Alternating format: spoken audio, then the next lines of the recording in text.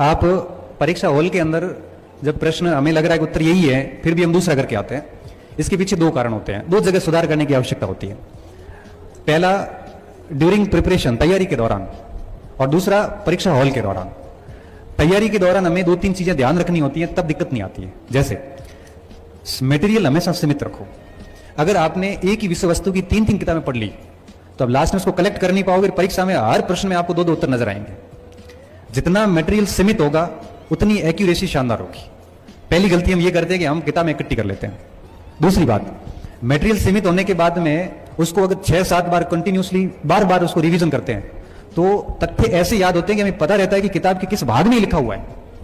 मजाल है कि वो प्रश्न गलत हो जाए बाद में। दूसरी बात। और तीसरी बात, अब मटेरियल सीमित है, बार बार रिवीजन हो गया, अब उसका करो अभ्यास। अभ्यास अगर नहीं किया तो पैराग्राफ पढ़ा हुआ है मगर पैराग्राफ से प्रश्न कैसे आता है ये आपको पता नहीं, और प्रश्न आ गया अब वहां उलझ गए। क्योंकि जैसे मैं आपको अपने गद्यांश आता था, आपको पता होगा पठित और अपठित गद्यांश। गद्यांश को पढ़ने के बाद जब हम सवाल पढ़ते थे उसके बाद आपको पता वापस गद्यांश पढ़ना पड़ता था, क्योंकि गद्यांश पढ़ लिया फिर सवाल पढ़ने के बाद याद आता था यार गद्यांश को वापस देखना पड़ेगा। क्यों?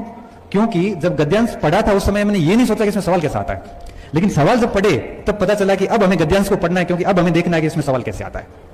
इसलिए कहते हैं कि जब आप एक बार थियरी पूरी कर लेते हो उसके बाद उसका पूरा सांगो पांग राजस्थानी में कहते हैं ना, वैसे पूरा अभ्यास करो। एक बार अभ्यास करने के बाद वापस उस कंटेंट को पढ़ो, आपका पढ़ने का दृष्टिकोण बदल जाएगा। एक तो ये काम करने की आवश्यकता है। और बच्चे यही गलती करते हैं, फिर दोष देते हैं एग्जाम हॉल में। दोष हॉल का नहीं है। मैं आपसे पूछूं कि भारत की राजधानी कहां है, आप बड़ी खुशी खुशी कहोगे सर नहीं दिल्ली। क्यों? इसको इतना पढ़ा है कि याद है, इसमें कंफ्यूजन की कोई गुंजाइश नहीं है। लेकिन मगर ये आपको मैं कहूं ना कि भारत की राजधानी दिल्ली होने से पहले कलकत्ता थी। कलकत्ता किसने स्थापित की थी? जोर आ जाएगा उत्तर देने में। क्यों? पढ़ा नहीं है। इसलिए मैं ये कहता हूं कि दो चीजों पे काम करिए। अगर आप चाहो कि भाई आपको आता हुआ गलत नहीं हो तो मटेरियल सीमित रखें, बार बार रिवीजन करें और भरपूर अभ्यास करें, और फिर देखना एग्जाम हॉल के अंदर जाओ, प्रश्न को हिंदी और इंग्लिश दोनों में पढ़ो, एक एक ऑप्शन को एलिमिनेट करो, फिर देखना आपका 5-7% से ज्यादा खराबी नहीं होगी। और ये सिलेक्शन है, और ये बहुत जरूरी होता है। क्योंकि ये आज की तारीख में सबसे बड़ी समस्या पता क्या है? एक स्टूडेंट की रूम में एक गाइड है, एक किताब है, कोचिंग के नोट्स है और कुछ और भी सामग्री है। अब चार में से वो पढ़े क्या? अब वो सब रायता फैल गया है, आधा अधूरा हो गया है, अब याद कुछ है नहीं, पढ़ा हुआ सब है, परीक्षा में चले गए, आ रहे हैं, एक्यूरेट नहीं आ रहे हैं।